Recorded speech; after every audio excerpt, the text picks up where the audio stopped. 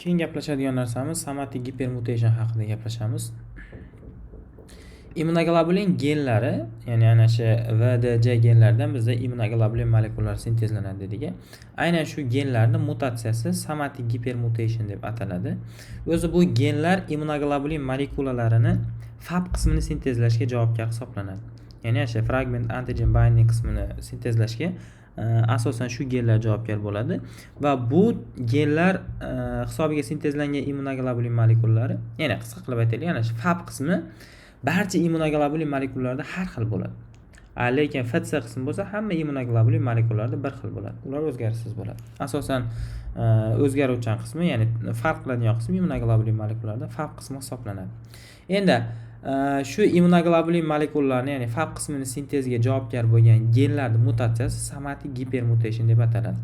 Buni mohiyati nimada desa, affinity maturation deydi, ya'ni o'sha immunoglobulin molekullarini affinity'sini oshiradi. Affinity'si degani nima degani? Patogenlarga nisbatan bog'lanish xususiyati degani.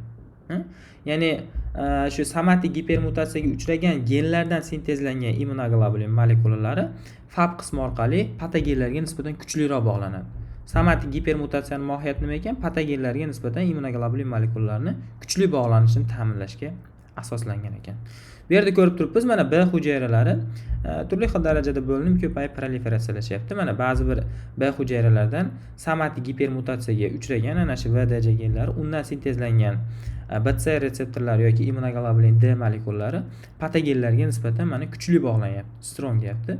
Va shu kuchli bog'langan B hujayralar keyinchalik proliferatsiyalashib bo'linib ko'payadi. Bu yerda ba'zi bir mana B hujayralardan bo'lsa somatic hypermutatsiya jarayoni bo'lmayapti va bular patogenga kuchsiz bog'lanyapti. Mana Vik deyapti. Mana bu ham xuddi shunday kuchsiz bog'lanyapti. Bu keyinchalik organizm uni nobud qilib apoptozga uchratib yuboradi. Nimaga? Chunki kuchsiz bog'langan patogenlarga nisbatan kuchsiz bog'langan B hujayralarni bizga keragi yo'q. Chunki u patogenlarga ham yaxshi bog'lanmaydi, ularga qarshi yaxshi kurashmaydi. Bizga bunaqa B hujayralar kerak emas deb ularni apoptozga uchratib yuboradi. Endi B hujayralarida taqdiri nima bo'ladi?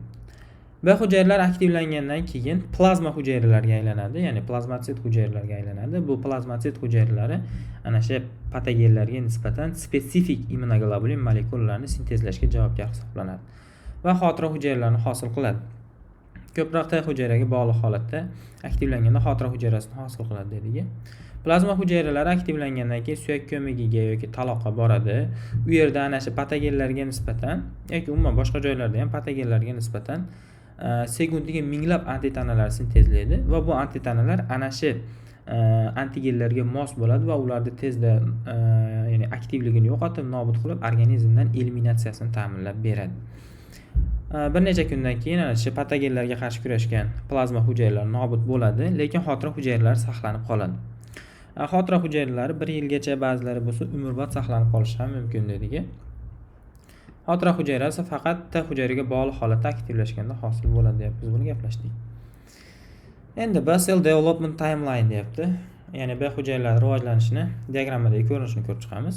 Dastlab B hujayralar ana shu suyak ko'magida hosil bo'ladi, u yerda proliferatsiyalashadi. Lekin naif holatdagi B hujayralar bo'ladi. Ular ana shu limfa tugullariga yoki taloqqa boradi, ana shu joyda to'planib turadi. Dastlab mana shu infeksiya o'tishidan oldin suyak ko'magidagi B hujayralarda o'zgaruvchan genlar mavjud bo'ladi. Bular asosan immunoglobulin M molekulalarini sintezlashga moslashtirilgan bo'ladi. Keyinchalik ana shu limfa tugunda to'planib turgan paytda infeksiyalarga duch kelib qoldi. Infeksiyalarni o'zi prezentatsiya qilishi mumkin dedi yoki makrofaglar prezentatsiya qilib T hujayralarni aktivlaydi. T hujayralar bo'lsa mana shu B hujayralarni aktivladi deb tasavvur qilaylik. Ana shu aktivlangan B hujayralarda mana shu o'zgaruvchan genlar hisobiga ana shu antigenga mos bo'lgan antitanalar sintezlanadi. Buni class switching jarayoni dedik. Endi ana shu antitanalarda antigenga nisbatan kuchliroq, yaxshiroq bog'lanishini, affinity'sini oshirish uchun B hujayralarda somatic hypermutation jarayoni kechadi. Bular ko'proq ana shu infeksiya tushgan paytda shu ikkala jarayon bo'ladi. Shu ikkala jarayon hisobiga antitanalar, ya'ni antigenlarga qarshi antitanalar kurashib, ularni organizmdan yo'q qilinishini ta'minlaydi. Keyinchalik ana shu infeksiya chiqib ketgandan keyin, ya'ni organizmda yo'qotilgandan keyin ana shu infeksiyaga nisbatan xotira hujayralari shakllanib qoladi. Ikkinchi marta u antigen tushgan paytda unga nisbatan kuchli immun javob hosil bo'ladi. Biz ana shu B hujayralarda yoki T hujayralarda.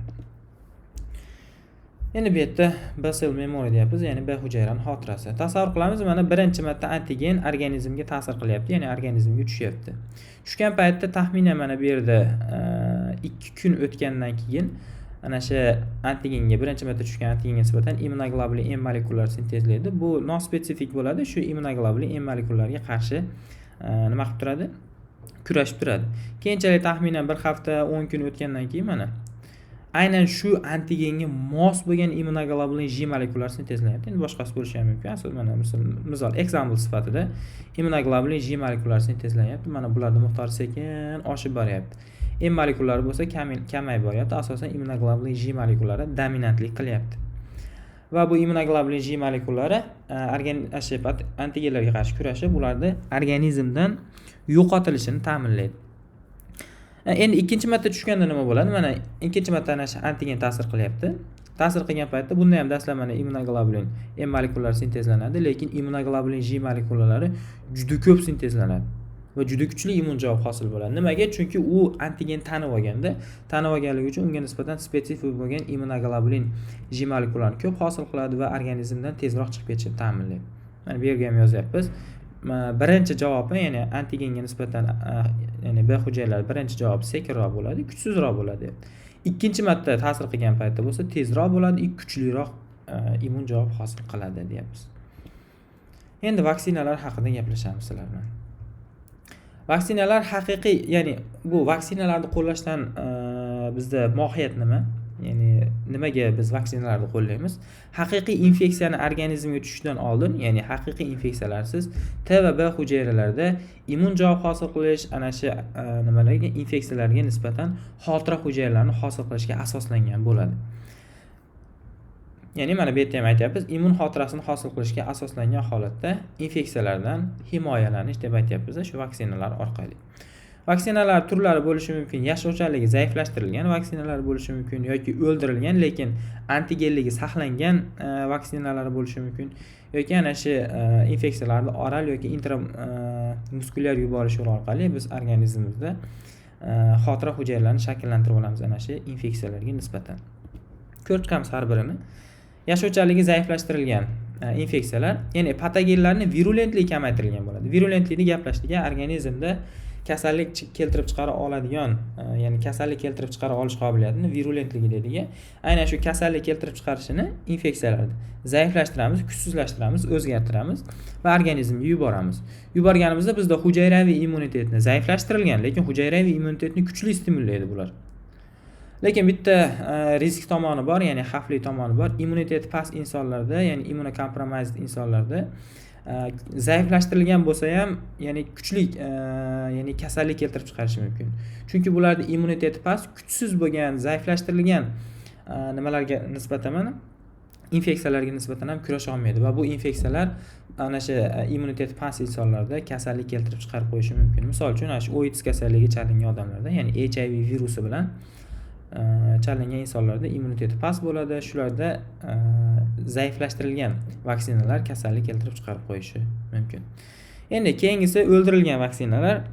Bular o'ldirilgan bo'ladi, ya'ni patogenlar o'ldirilgan bo'ladi, lekin antigeni saqlab qolingan bo'ladi-da. Shuning uchun ham bular gumoral immunitetni kuchli stimullaydi. Yashovchanlik zaiflashtirilganlar hujayraviy immunitet kuchli stimullaydi. Bular gumoral immunitetni kuchli stimullaydi. Tirik yoki kuchsizlantirilgan patogenlarga qaraganda kuchsizroq immun javob hosil bo'ladi, lekin buni plus tomoni riski bo'lmaydi. Ya'ni buni ana shu immunocompromised insonlarga ham bersa bo'ladi, chunki ularda patogenlik, ya'ni kasallik keltirib chiqarmaydi. Chunki bularda patogenlar o'ldirilgan bo'ladi. Xo'p, keyingisi oral yuborish. Oral yuborish orqali asosan gastrointestinal traktdagi mukozal immunitetni ta'minlaydi. Bunga asosan bizda immunoglobulin A molekulyalari javobgardir. Misol uchun polio yoki rotaviruslar yuborilib, shularga nisbatan spetsifik immunoglobulin A molekulyalari sintezlanadi. Ya'ni ikkovi uchun ham alohida bo'ladi, spetsifik bo'ladi. Xuddi shu yo'l orqali ikkinchi marta bu viruslar tushgan paytda bizda immun javob hosil bo'lgani uchun bular tezda organizmdan yo'qotib yuboriladi. Yoki intramuskulyar yuborish orqali to'qmadagi immun javobni stimullaydi. Bunga asosan immunoglobulin J molekulyalari javobgar hisoblanadi. Qaranglar, to'qimadagi immun javobniga asosan immunoglobulin J molekulyalari javobgar, gastrointestinal traktdagi mukozal immunitetga immunoglobulin A molekulyalari javobgar hisoblanadi. Endi passiv immunitet haqida gaplashamiz. O'z nomidan passiv immunitet. Hozir gaplashganimiz tayyor, ya'ni aktiv immunitet edi, chunki organizmda o'zida antitanalar hosil bo'layotgan. Endi bunda unaqa emas, biz tayyor infeksiyalarga nisbatan sintezlangan antitanalarni organizmga kirgizamiz. Va bu tayyor sintezlangan antitanalarning organizmga kiritilishi bu passiv immunitet hosil bo'ladi. Organizmda o'zida hech qanaqa immun javob hosil bo'lmaydi. Shuning uchun ham bu qisqa muddatli himoya bo'ladi, haftalar davomida kechadi. Xotira hujayrasi hosil bo'lmaydi bunda. Bu qachon qilinadi passiv immunitet? Asosan xavfli yoki yaqinlashib kelayotgan infeksiyalar uchun qo'llaniladi. Misol uchun rabies virusi yoki tetanusga nisbatan qo'llaniladi. Endi qaranglar, ba'zida passiv bilan aktiv bir vaqtda qilinadi. Bu degani nima degani? Passiv qilinishining sababi o'sha yaqinlashib kelayotgan yoki xavfli viruslarga qarshi bu tayyor antitanalarni kirgizamiz. Bu ana shu viruslar yoki hozir tushgan bo'lsa yoki 1-2 kunda tushish ehtimolliligi bo'ladigan bo'lsa, shunaqa xavfi bo'ladigan bo'lsa, bu antitanalar ana shu viruslarga qarshi kurashib turadi. Endi bu yoqdan aktiv vaksina bo'ladigan bo'lsa, unga nisbatan u kurashib turgungacha xotira hujayralarini hosil qiladi. Keyinchalik bo'lsa, mana shu xotira hujayralari ana shu infeksiyalarga qarshi kurashaveradi. Gaplashmoqchi bo'lgan oxirgi ma'lumotlarimiz shulardan iborat edi. Salomat bo'lasizlar.